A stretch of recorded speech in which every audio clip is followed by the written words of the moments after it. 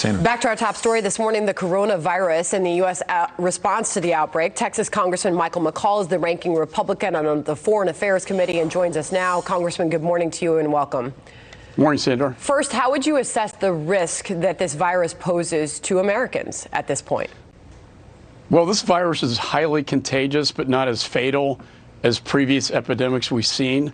I think the president acted very early on with travel bans from China. We're now screening passengers from Italy and South Korea. He's taken very aggressive action, and so I don't think it's a time to politicize things at all. I think this is a time as Americans coming together to protect Americans from this virus.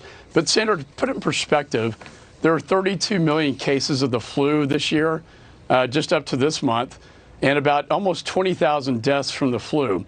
So I think it's important to put it in perspective. However, it is an unseen threat that I think terrifies a lot of Americans, and we are taking action with the medical kits, with the treatment, and with the vaccine. What needs to happen as far as further response on the part of the U.S. government and the distribution of those kits and the ability for labs to take in those kits and accurately test patients for this virus? Well, I think the CDC primarily responsible, pushing it out to the state public health centers, 15,000 of them. They're going to come up with 50,000 in the near future.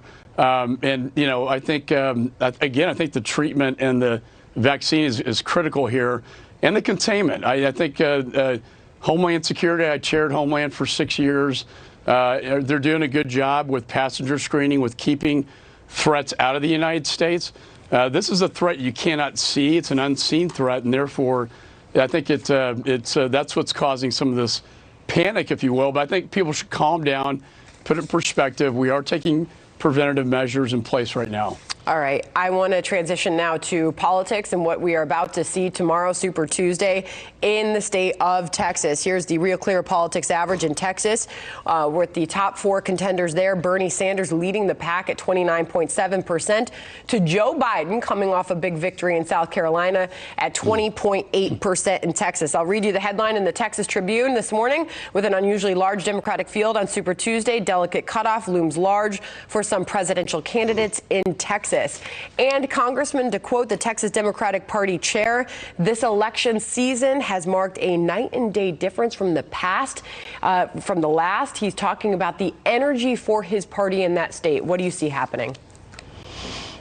Well, you know, I saw Bernie Sanders came to Austin, Texas, my hometown. There were thousands of people who showed up. But I think the contrast can be more stark, the difference between what Bernie Sanders is selling in terms of socialism versus what our party is selling in terms of results that we've achieved with the tax cuts, with the strong economy. We're killing terrorists.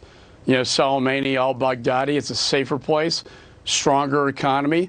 This guy wants to go down a path that I don't think most Americans are really in touch with. And, you know, Super Tuesday is a third of the delegates.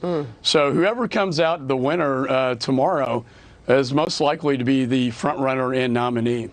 Congressman Mike McCaul, great to get your thoughts on all that this morning. Thank you. Thank you, Sandra. All right. And we are off.